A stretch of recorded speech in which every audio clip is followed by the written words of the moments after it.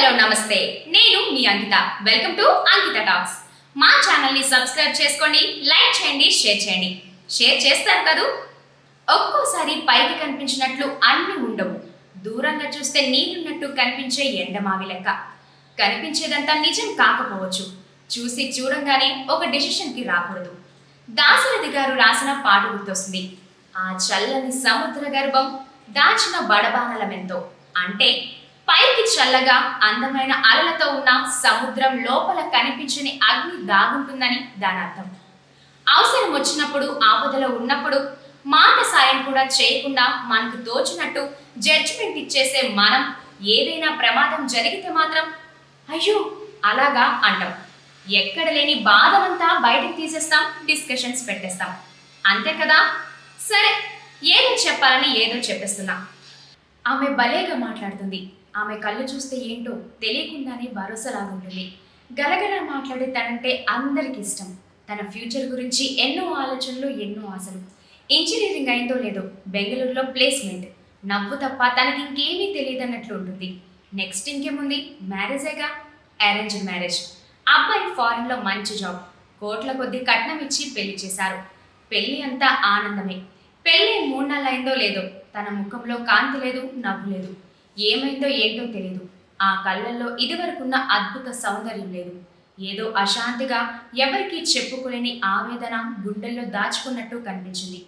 ఎవరేమడిగినా పాలిపోయిన నవ్వుతో జవాబిచ్చేది. నిజంగా చెప్పడానికి ఎలాగో ఉంది. ఇప్పుడు తను లేదు. రోజు రోజుకు వేలాది మంది మన చుట్టూ నిశ్శబ్దంగా కరిగిపోతున్నారు, ఒరిగిపోతున్నారు. వారి మనసులో పెద్ద యుద్ధం జరుగుతోంది. కానీ మనం చూసేలా లేదు. సముద్రం లోపల ఉన్న అగ్నిలాగా వారి బాధ పైకి కనిపించదు. చాలా మంది మనుషులు బయటకు చిరునవ్వుతో కనిపిస్తున్నా లోపల నరకయాతన అనుభవిస్తూ ఉంటారు. డబ్బుంది, విల్లాలున్నాయి, కార్లున్నాయి, ఆనందించడానికి కావలసిన అన్నీ ఉన్నాయి. నీకెందుకు డిప్రెషన్ అని అడిగేవారే కానీ ఒంటరితనం అంటే ఏంటో, ఓవర్ స్ట్రెస్ అంటే ఏంటో అర్థం చేసుకోరు. అదే మనం చేయాలి. అర్థం చేసుకోవడానికి ప్రయత్నం చేయాలి. కొంతమందికి సహాయం కోరే ధైర్యం ఉండదు. ఏమనుకుంటారో అనే భయం. అపార్ట్మెంట్ కల్చర్ వచ్చాక పక్క ఫ్లాట్ వాళ్ళ పేరు కూడా తెలుసుకోరు.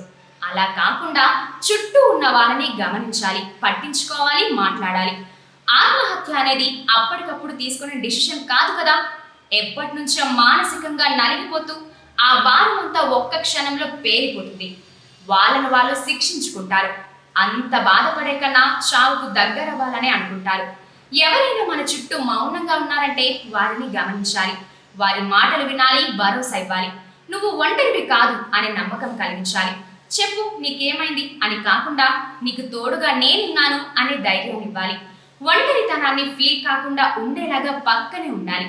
అవసరమైతే ప్రొఫెషనల్ కౌన్సిలింగ్ తో పాటు ఫ్యామిలీ సపోర్ట్, ఫ్రెండ్స్ సపోర్ట్ ఇవ్వాలి. అండగా నిలుద్దాం. మన చుట్టూ ఉన్న వాళ్ళు హఠాత్తుగా చాలా మౌనంగా ఉంటే అబ్జర్వ్ చేయండి.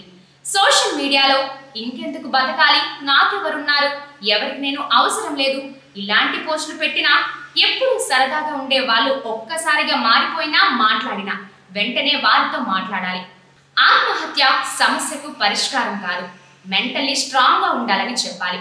క్షణికావేశంలో భావోద్వేగానికి లోనై ఇలాంటి నిర్ణయాలు తీసుకోవద్దు. ఇకపై ఎవరికి మౌనంగా కన్నీళ్లు కార్చే పరిస్థితి రాకూడదు.